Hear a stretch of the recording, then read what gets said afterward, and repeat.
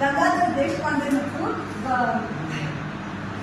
ಗೋವಿಂದರಾವ್ ಇಬ್ಬರು ಅವ್ರಿಗೆ ಬಹಳ ಸಪೋರ್ಟ್ ಆಗಿ ನಿಲ್ತಾರೆ.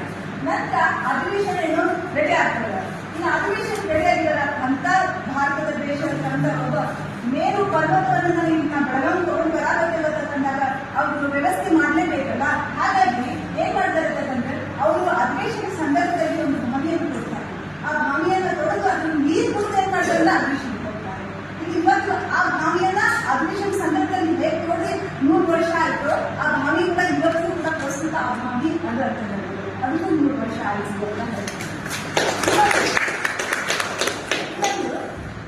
ಗಾಂಧೀಜಿ ಅವರು